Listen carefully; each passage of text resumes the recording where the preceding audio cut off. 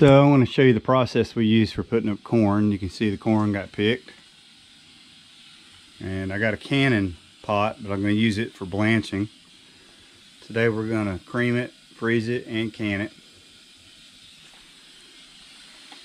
And you see right here, that's the cooler.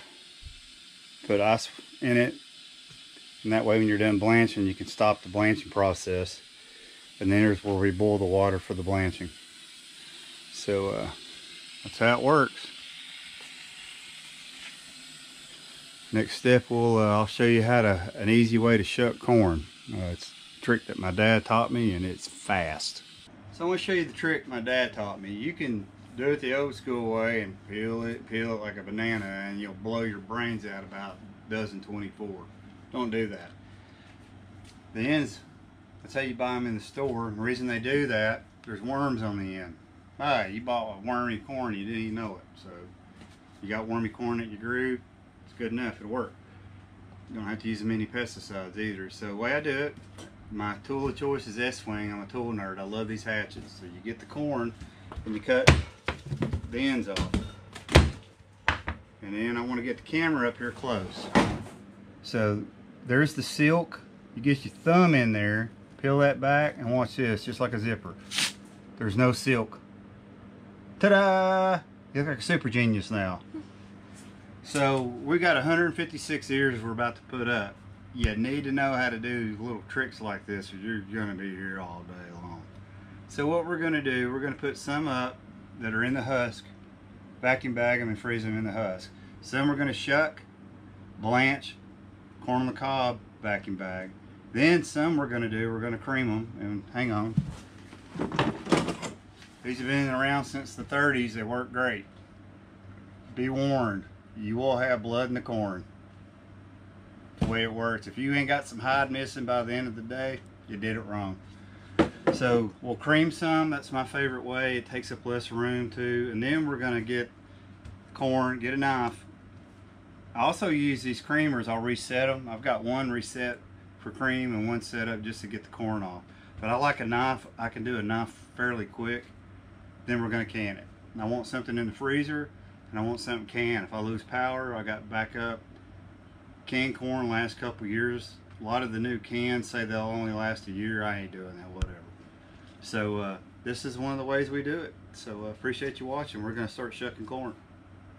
So through the magic of television, ta-da, we're done. So it's shucked. In less than an hour, 2 people, we went through 156 ears. I've always wondered if they had a corn shucking contest and I could show up with the magic weapon here. So anyway, another trick to do, if you're a clean freak, this will not work for you. If you ain't making a mess, kind of like sex, you're doing it wrong. So anyway, you make a mess, we'll pan the camera down there. Now it'd be easy to clean it up, just bag it up, and we'll put it and let it rot on the garden on some spots that are not in production right now. So we'll go to the next step. We've already got corn. Another thing too, while you're doing this, we've already got 2 sets of corn blanching through. So anyway, it works, and we'll go to the next step. So I'm going to show you a method to use. So we're going to co-pack some cans, jars, however, what part of the country you call them. So anyway, the easiest way to do it, just go down this thing. So if you notice, these are the food grade knives that I use when I process deer. These are the totes that I use from Limb. I'm not sponsored. I love them. They're food grade, easy to clean up. So we'll get the camera right here and watch how fast this goes. Put your finger here so you don't cut your finger off. It's really hard. Man, this is tough. I'll never make it. That's it, folks. So another thing I do with the corn cobs is I don't throw them away. I've got a long gravel driveway, and I just put them off to the side of the driveway, and I let the sun dry them out. And then this winter, I'll make fire starters out of them. I'll cut them in half right here, and I got a good way to start a fire in the winter. So I'm gonna go back to work, and this is easy peasy lemon squeezy, just like your mom. Well, another step. This is the way I was taught. We did the knife method, which I haven't done that much. Now we're gonna do the cream corn. This is the second day we've been putting up corn, and I ain't gonna lie, my fingers are a little sore. It's just a matter of time. This is not OSHA proof. Really don't care. So the best way I found is you jam this in, and that's in my belly, and this corn's gonna get in my belly.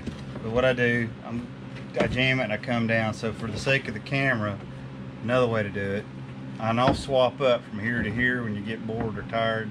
Just go down it, and you will get it in the face. I'm leaving it at that.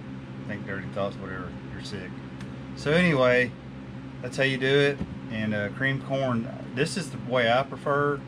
I like doing it like this because you keep reducing volume, you get more storage space. So by reducing the volume, I'll have more room in the freezer. I'll freeze this part. You can can it too, but cream corn is my favorite coming out of the freezer, and I'll cook it with 2 pats of butter. So that's basically it. I'm going to wrap the video up. I'm not going to bore you with a canning video. Just want to show you how we prepare corn. I used to do this as a kid, and this is we got it down to a system where everything goes really fast. So we're 2 hours into it, and we've got a bucket and a half, and we're done here. And so like 2 hours, let's say 2 hours and something, we're done. 156 ears of corn and wiped it out. And I still got my weekend left. So it's a way to do it, and I appreciate you watching. Take care and God bless.